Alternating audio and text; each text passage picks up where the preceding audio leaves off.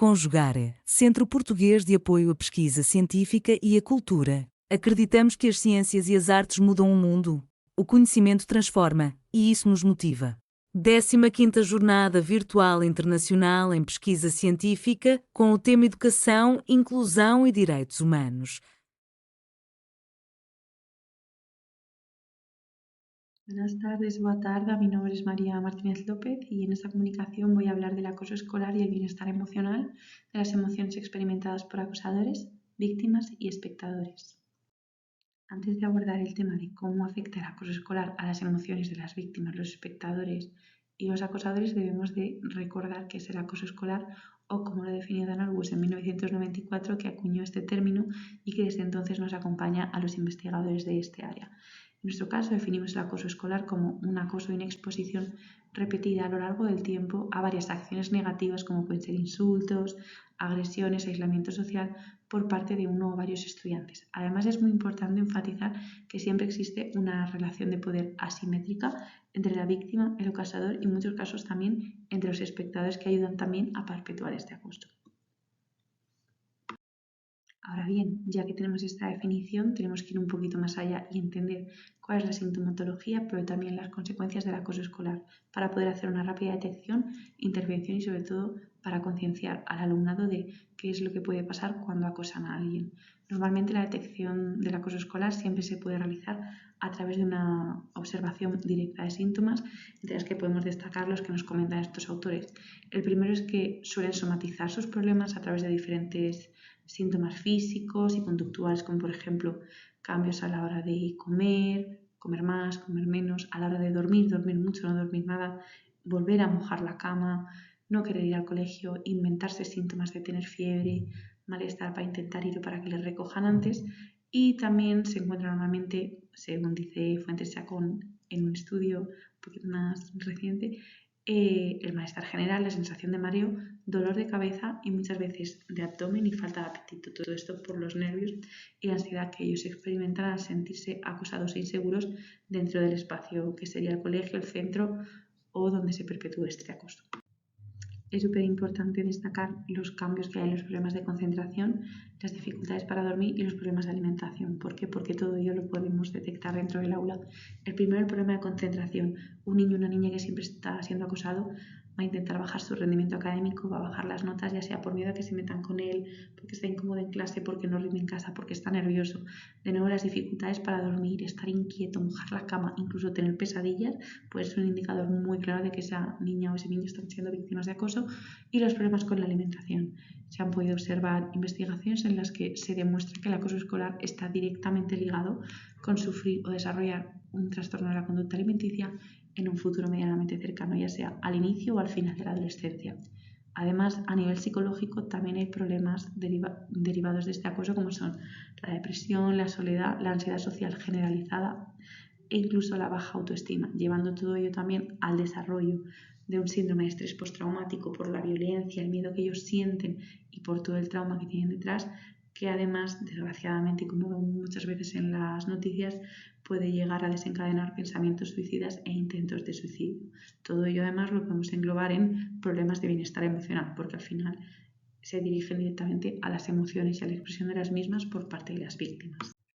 Siguiendo esta misma línea, ya podemos decir que evidentemente el acoso escolar va mucho más allá de los golpes, de los moratones que los niños y las niñas llevan a casa después de una agresión.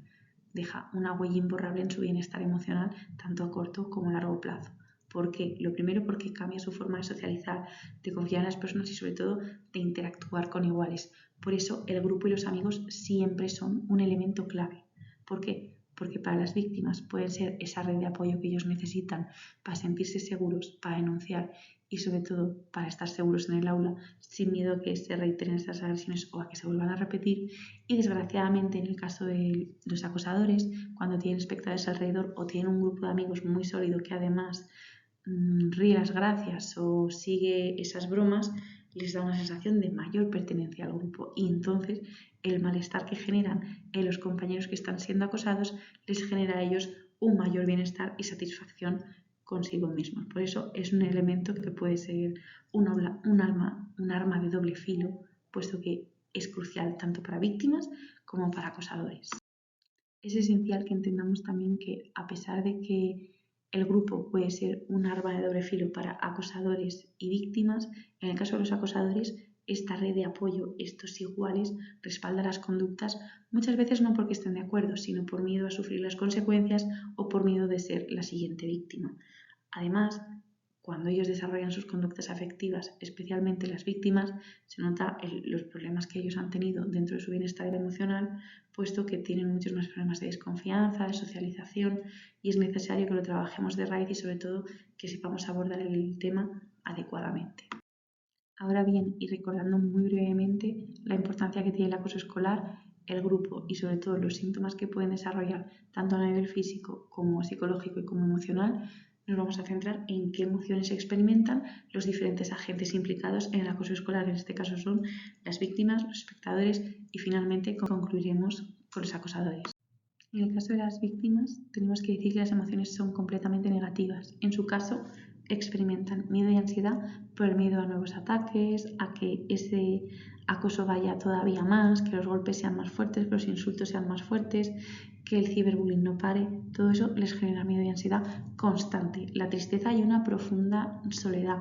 Sabemos que el aislamiento social es como la punta del iceberg de lo que acaba siendo un caso de acoso, porque una vez dejan solo a la víctima es completamente vulnerable y al no tener esa red de apoyo es muy difícil que denuncie. Vergüenza y culpa. ¿Por qué? Porque creen de forma errónea que el acoso es culpa suya, que ellos son víctimas por cómo son, por cómo visten, por lo que les gusta, por lo que no les gusta.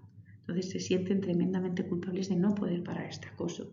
Desgraciadamente, esto también tiene un impacto en su autoestima, que baja y que además ellos tienen una sensación de impotencia constantemente porque no saben qué hacer, no saben a quién recurrir y sobre todo no saben cuándo va a parar este acoso. Y desgraciadamente en los casos más graves tenemos el desarrollo de depresión y pensamientos autodestructivos que en muchos casos y desgraciadamente pueden conducir a la ideación suicida, a la autolesión y entonces ahí hay que intervenir directamente. En el caso de los espectadores debemos entender que tienen una posición muy compleja porque son quienes presencian la violencia tanto física como verbal como ese aislamiento de forma directa, pero no siempre se sienten capaces de actuar o bien por miedo a convertirse en la siguiente víctima, que además este miedo es crucial en su actuación del acoso porque una vez dejan de sentirlo es cuando empiezan a hablar, a denunciar y sobre todo a apoyar a la víctima. También cuando no intervienen pueden experimentar o bien una culpa muy profunda por no saber cómo ayudar a su compañero o compañera, o también indiferencia en caso de que sean muy cercanos al perpetuador de esta violencia o que sean amigos y decidan pues reírle las gracias.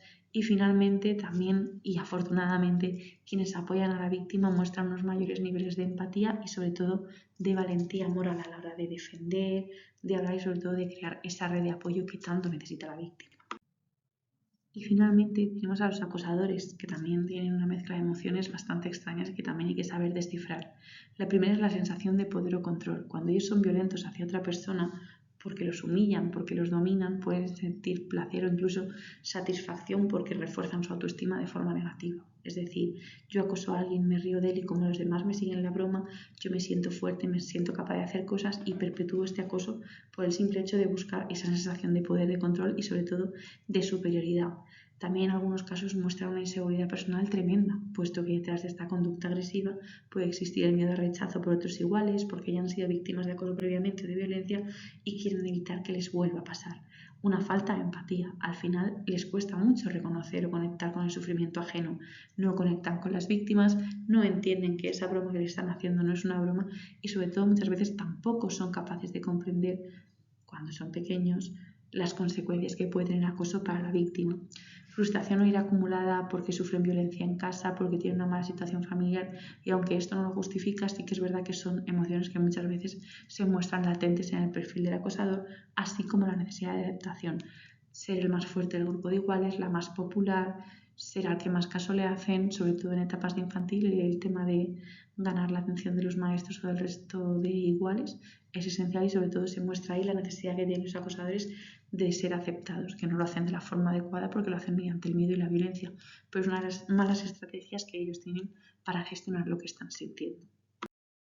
Ahora que conocemos medianamente cuáles son las emociones que experimentan los diferentes perfiles, podemos sacar un par de conclusiones muy breves para poder cerrar esta comunicación. Y la primera es el impacto personal y emocional que tiene a largo plazo, sobre todo para el perfil del acosador. Porque cuando no se interviene directamente en un caso de acoso y no se interviene con el acosador, esta persona, este niño, esta niña, por muy joven que sea, puede consolidar patrones de agresividad, insensibilidad o manipulación que van a dificultar completamente su desarrollo emocional y sus relaciones futuras, creando patrones violentos que se van a ir perpetuando con el fin de conseguir lo que él o lo que ella quiera, y también la importancia educativa, sobre todo para espectadores y víctimas. En nuestro caso, y sobre todo en mi línea de investigación, defendemos la importancia de hacer un trabajo íntegro con espectadores. ¿Por qué? Porque nos pueden permitir romper el silencio, fomentar la empatía y promover la cultura del respeto. ¿Cómo? Pues mediante intervenciones positivas en el grupo con programas de prevención que nos permitan abordar el bienestar emocional y sobre todo las consecuencias que puede tener el acoso propio dentro de las víctimas, los acosadores y también los espectadores. Y con todo esto me despido. Muchísimas gracias por haberme escuchado. Muy obrigado. Y si tenéis cualquier tipo de duda o sugerencia, podéis escribirme a este correo. Muchísimas gracias. Realização Conjugare, Centro Português de Apoio à Pesquisa Científica e à Cultura. Apoio Editora Cravo. Inscreva-se no canal, comente, curta e compartilhe. Obrigado por assistir.